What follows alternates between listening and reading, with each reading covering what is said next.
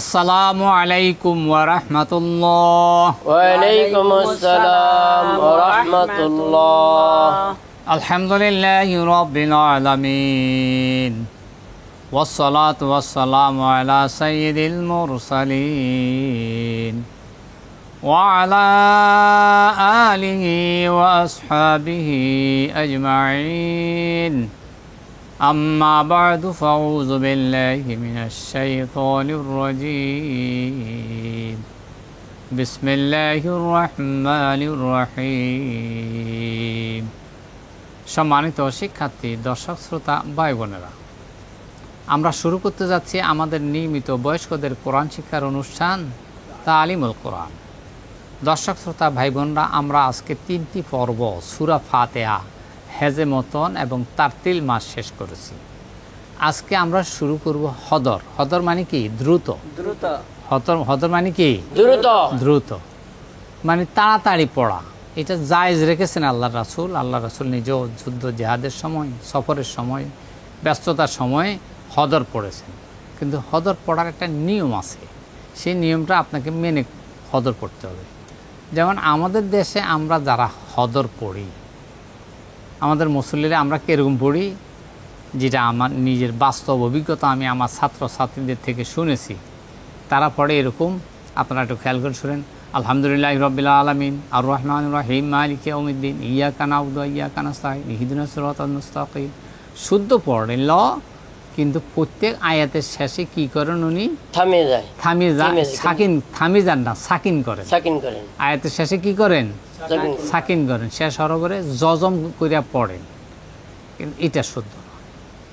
আপনি যদি নিঃশ্বাস না ফেলেন, অক্ষরটা না করেন, অক্ষরের জন্য শর্ত কয়টা বলছিলাম? 3টি।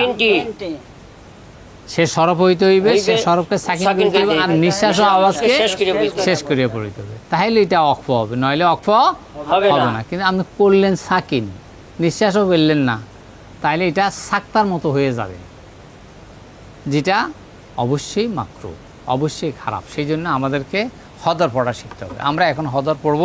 হদর পর আমরা ইনশাআল্লাহ অর্থ শিক্ষা করতে চেষ্টা করব। বলুন আমার সাথে। সূরাতুল ফাতিহাতি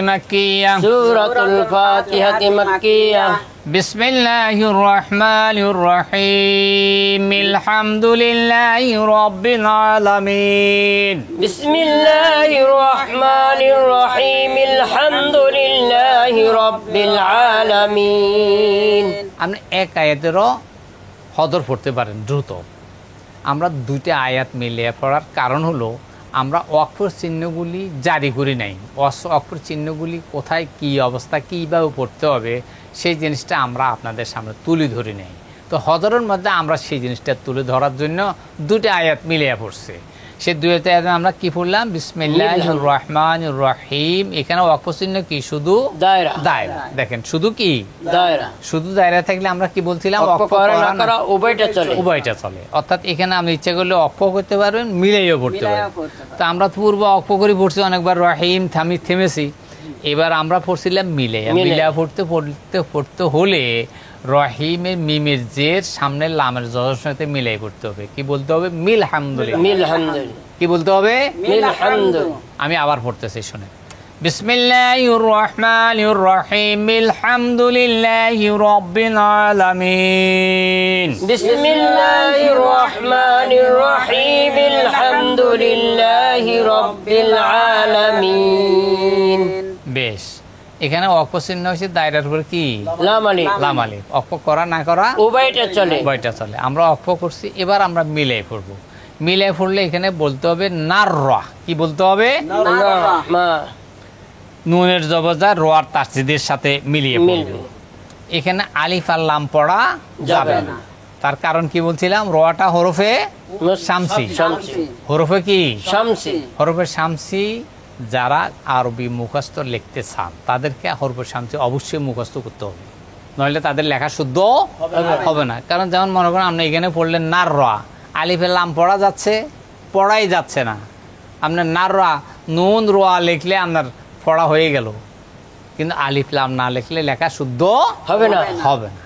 সেই জন্য হরফে শামসি মুখস্থ থাকলে তখন সে বুঝবে যে এর রোয়ার আগে আলিফ আর লাম আছে।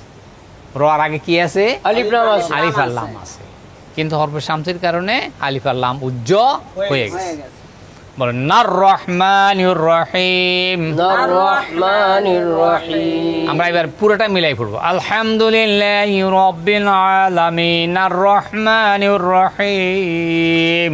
আলহামদুলিল্লাহি রাব্বিল আলামিন আর রহমানির রহিম। এখানে ওয়াকফ চিহ্ন দায়রার উপরে কি? লাম আলিফ। দায়রার উপরে লাম আলিফ থাকলে ওয়াকফ করা না করা উভয়টা চলে। উভয়টা চলে। আমরা ওয়াকফ করছি, এবার মিলাই পড়বো। মিলাই পড়লে এখানে বলতে হবে রহিমি মালিকি। মিমির নিচে জের পড়ে সামনে মালিকে পড়তে হবে। আমি পড়তেছি আর রহমানির রহিমি মালিকি ইয়াউমিদ্দিন। আর রহমানির রহিমি মালিকি ইয়াউমিদ্দিন। এখানে দিনের পরে ওয়াকফ চিহ্ন তোয়া। ওয়াকফ চিহ্ন কি? তোয়া থাকলেও আমরা বলছিলাম ওয়াকফ করা না করা উভয়টা চলে। তা আমরা ওয়াকফ করছি, এখন মিলাই পড়লে এখানে পড়তে হবে দিনি ইয়া। কি দি বলবো? দিনি ইয়াকা। আমি পড়তেছি, আপনারা আমার পড়ার পর পড়বেন। মালিকি ইয়াউমিদ্দিন ইয়াকা না'বুদু ওয়া ইয়াকা নাস্তাঈন। মালিকি ইয়াউমিদ্দিন ইয়াকা না'বুদু ওয়া ইয়াকা নাস্তাঈন।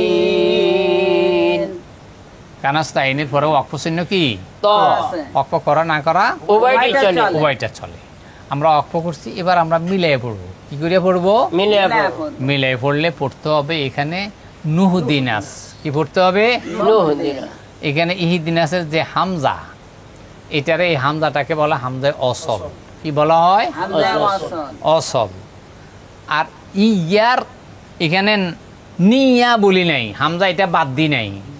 এই হামজাটাকে বলে হামজাই কেতি। কি বলা হয়?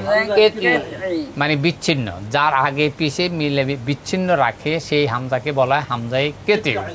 আর যার আগে পিছে মিলাইয়া হামজাটা বাদ পড়ে যায় তাকে বলে হামজায়ে অসল। এখন প্রশ্ন হলো, আমরা যারা সাধারণ মানুষ, আলেম নয়, গায়রে আলেম, তারা হামজায়ে অসল কিভাবে চিনব? এই হামজায়ে অসল চিনার জন্য আমাদের দেশে একমাত্র সৌদি আরবের কোরআন শরীফ ছাড়া অন্য কোনো কোরআন শরীফের মধ্যে আপনি হামজায়ে অসল চিনার কোনো চিহ্ন নাই। কিন্তু সৌদি আরবের কোরআন শরীফগুলিতে, আরব কান্ট্রির কোরআন শরীফগুলিতে প্রত্যেকটা হামজায়ে অসলের উপরে সোয়াদের মাথা লেখা আছে। গোল চিহ্ন নয়, সোয়াদের মাথা বলছি। কি বলছিলাম আনোয়ার? আমাদের এই কোরআন শরীফের মধ্যে আমরা আমাদের এই আমপাড়া দেখেন, এই তালিমুল কোরআন আমপাড়ার মধ্যে সৌদি আরবের কোরআন শরীফ পড়ার নিয়ম আমরা লিখে দিয়েছি। আমাদের দেশে লক্ষ লক্ষ সৌদি আরবের কোরআন শরীফ বিনা পয়সা দিয়ে দিয়েছে ওরা আমাদের জন্য। কিন্তু দুর্ভাগ্য হলো সত্য, এই কোরআন শরীফগুলো আমাদের দেশে পড়ে রয়েছে। মেজরিটি আলেম ওলামারাও আমরা পড়তে জানি না। আলহামদুর, এখানে আলহামদুর আলিফের উপরে এখানে আমরা জবর দিছি, ওখানে এরা সোয়াদের মাথা দিয়ে দিছে। দেখেন আমার এখানে, এই যে দেখেন আমি লিখে দিয়েছি। সৌদি আরবের কোরআন শরীফের মধ্যে এই আলিফের উপরে সোয়াদের মাথা দেখবেন। সোয়াদের মাথা দেখলে মনে করবেন এটা হামজায়ে অসল। এটা কি হামজায়ে অসল? অসল। অসল শব্দটা বলতে ওয়াও সোয়াদ লাম। ওয়াও সোয়াদ লাম। লাম মাঝের হরফ সোয়াদের মাথা লিখে অসল বোঝানো হয়েছে। সোয়াদের মাথা লিখে কি বোঝানো হয়েছে? অসল বোঝানো হয়েছে। তো এরকম হামজায়ে অসল এই সৌদি আরবের কোরআন শরীফ ছাড়া আমাদের দেশে কোরআন শরীফগুলির মধ্যে নাই। এটা আমাদের জন্য সমস্যা। তো হামজা অসল চিনার জন্য আপনাকে এই সৌদি আরবের কোরআন শরীফ পড়লে ভালো হবে। আমাদের দেশে মেজরিটি আলেম ওলামাও সৌদি আরবের কোরআন শরীফ পড়তে পারে না। তাই আমরা আমাদের এই তালিমুল কোরআন আমপাড়ার মধ্যে, আমপাড়ার এই কভার পেজের ভিতরের মধ্যে দেখেন, এই কভার পেজের ভিতরের মধ্যে সৌদি আরবের কোরআন শরীফ পড়ার নিয়ম পদ্ধতিগুলি আমরা লিখে দিয়েছি। তাদের কোরআন শরীফগুলি খুবই বিশুদ্ধ রসমে ওসমানীর নিয়ম পদ্ধতিতে তারা লিখেছেন। রসমে ওসমানীর পদ্ধতি ছাড়া অন্য কোনো পদ্ধতিতে কোরআন শরীফ লেখা শুদ্ধ নয়। সেই জন্য সৌদি আরবের কোরআন শরীফগুলি বিশুদ্ধ লেখা, এবং সেখানে এই চিহ্ন সংকেত চিহ্নগুলি কোথায় কি দিয়েছে, আমাদের দেশে অনেকে এই সোয়াদের মাথারে পেশ মনে করে বলে যে এটা এই উলহামদুলিল্লাহ পড়েন নাউজুবিল্লাহ, উলহামদুলিল্লাহ পড়তে হবে না, পড়তে হবে আলহামদুলিল্লাহ। সোয়াদ দেওয়া হয়েছে হামজায় ওয়াসল বোঝার জন্য। তাইলে আমরা বুঝতে পারছি, তাইলে এখানে পড়তে হবে নুহদিনাস। কি বলতে হবে? আমি পড়তেছি, ইয়্যাকা না'বুদু ওয়া ইয়্যাকা নাস্তাঈন ইহদিনাস সিরাতাল মুস্তাকিম। إياك نعبد وإياك نستعين اهدنا الصراط المستقيم।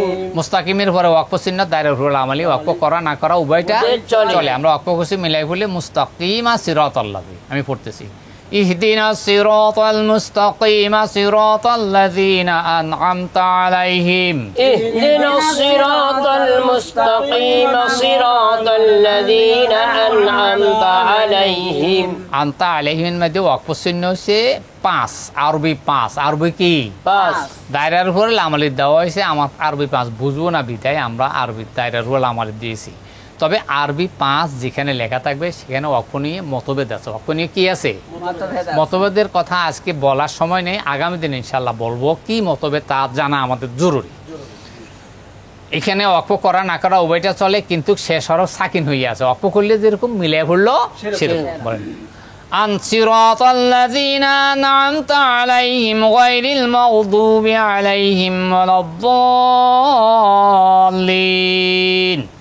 صراط الذين أنعمت عليهم غير المغضوب عليهم ولا الضالين।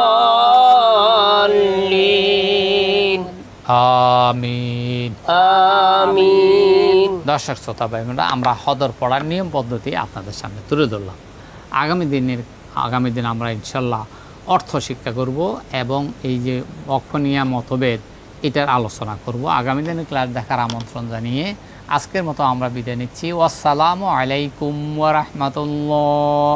وعليكم السلام ورحمة الله।